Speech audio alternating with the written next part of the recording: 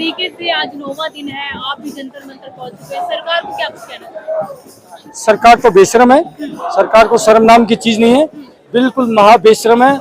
ये बच्चे इतने दिन से इस तपती धूप के अंदर और यहाँ पर आंदोलन करें, लेकिन सरकार के कानों तक जू नहीं रहेंगी, जू रहेंगे। पूरा देश के अंदर एक तूफान आएगा, तूफान, चक्रवाती तूफान आएगा बेटा। वह शुरुआत हो चुकी है, जैसे 1857 के जो है क्रांति की शुरुआत हुई थी, बिगुल बजा था मेरठ की उस धरती से, ये इस धरती से बिगुल बज चुका है। पूरे देश में तूफान आएगा बेटा।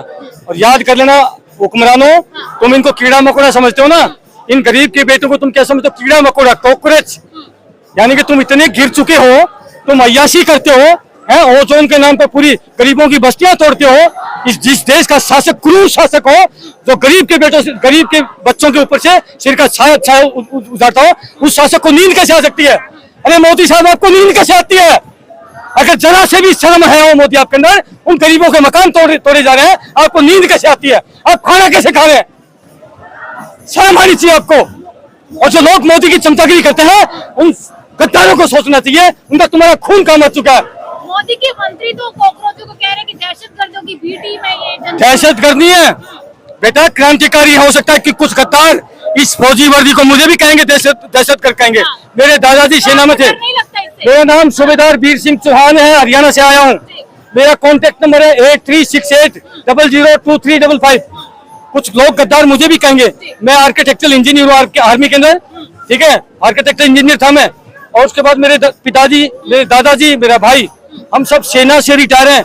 1971 की लड़ाई लड़ने वाला मेरे पिताजी हैं।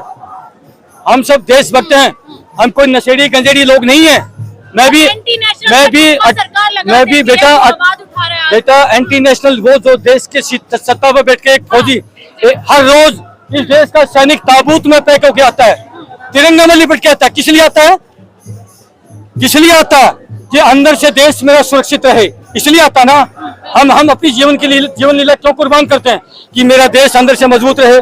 लेकिन अंदर से देश को हिंदू मुसलमान में लड़ा के देश को तोड़ा जा रहा है, देश को बर्बाद किया जा रहा है। तो देश के गद्दार कौन हुए? देश के नेता गद्दार हुए। कौन हुए? देश को तोड़ने वाले गद्दार हुए, सत्ताधारी, जो देश को हिंदू मुसलमान में बांटते हैं, खासकर बीजेपी कहती कि हमारी सरकार में इस्तीफा नहीं होता, लेकिन आप तो उसी कॉकरोच जनता पार्टी को। अरे बेटा, ऊपर वाले की लाठी है और जनता जाग चुकी है, तुमको यहाँ जगह नहीं मिलेगी।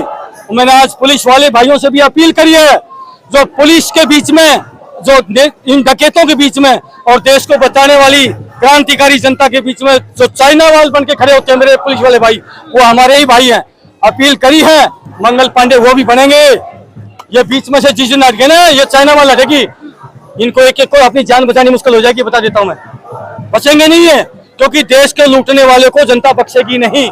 देश त्राहिमाम कर रहा है और ये अय्याशी कर रहे हैं। इनको अय्याशी चाहिए। एक एक नेता के बंगला यहाँ देख लो, 4-4 एकड़ के अंदर, इनको 4 एकड़ में रहने के लिए चाहिए। 4 एकड़ में मंगोलपुरी जैसे इलाके में 1000 आदमी रहते हैं, रहते ही नहीं रहते।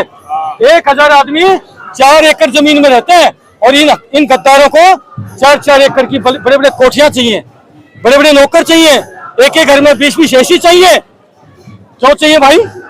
जनता के हराम का पैसा इकट्ठा हो। तुम्हारे बाप की औकात है तो अपने बाप की जागीर बेच करके ये जो शहंशाही जो बरते हो, तब बरत के दिखाओ। भिखमंगे जो लोग होते हैं वो नेता बन जाते हैं, उसके बाद 5 साल में अरबों के इनके कसीनो चलते हैं। क्यों चलते हैं? देश समझ चुका है, देश जाग चुका है। पुलिस भी क्रांति आएगी, पुलिस के अंदर भी क्रांतिकारी लोग। सारी पुलिस खराब नहीं है, बहुत सारी पुलिस अच्छी भी है और आएगा, देश में बहुत बड़ा बदलाव आएगा। आज सोनम वांगचुक भूख हड़ताल पर बैठे हैं, लेकिन सरकार के कानों पे कोई जू नहीं रहेगी। क्या लग रहा है, इस्तीफा होगा या फिर सरकार वैसे ही करेगी? जब अभी तो बेटा शुरुआत है। मैं क्या कह रहा हूँ, हम कोई कुछ नहीं है। मैं क्या बोल रहा हूँ मुझे पता नहीं, लेकिन मेरी जीवा पर बैठ के कोई माँ सरस्वती भगवान बुलवा रहा है, मेरी कोई क्या औकात है। लेकिन डर नहीं है। मरना तो एक दिन है ना, एक दिन तो हर व्यक्ति को मरना है। मैं भारतीय सेना में गया था सन 86 में, कब किस दुश्मन की गोली कहाँ लग जाती, मैं भी वहां शहीद हो सकता था। अगर मैं बच के आया हूँ तो ईश्वर ने मुझे बचा के भेजा और देश के लोगों के लिए लड़ने के लिए मेरा बचा हुआ जीवन वही दूंगा। मैं इन तत्वों से डरता नहीं है। एक भी नेता के बाप की औकात है मेरा मुकाबला कर लेना। एक भी नेता चुनौती देता है। सुब्रत चौहान क्या बात कर दिया। 58 साल का हूँ, 58 साल का एक भी नेता जाए, अगर 2 मिनट पकड़ने दूं तो 2 मिनट में मिट्टी में मिला देगा। ये सब खा खा के दारू पी के बकरे मुर्गे खा के ये जो ना खत्म से कंडम हो रखी है। मैंने 42 किलोमीटर का धावक रहा हूँ बेटा, मैं इंटरनेशनल धावक हूँ, 42 किलोमीटर मैराथन प्लेयर हूँ मैं। मैंने कोई नशा नहीं किया सेना में। एक आरोप भी लगता है सीजेपी पार्टी पर कि जिस तरीके से ये प्रोटेस्ट कर रहे हैं देश को कहीं ना कहीं अरे तो ये बांग्लादेश जैसी स्थिति कर रहे हैं। देखिए ना कोई बांग्लादेशी है, पक्के हिंदुस्तानी देशभक्त बच्चे हैं जो अपनी आवाज बुलंद कर रहे हैं, कल के खिलाफ गलत बोलने की हिम्मत कर रहे हैं, उनको क्रांतिकारी बोलते हैं। नेपाल में कुछ गलत हुआ था क्या? क्या नेपाल में कुछ गलत हुआ था क्या सत्ता के खिलाफ? नेपाल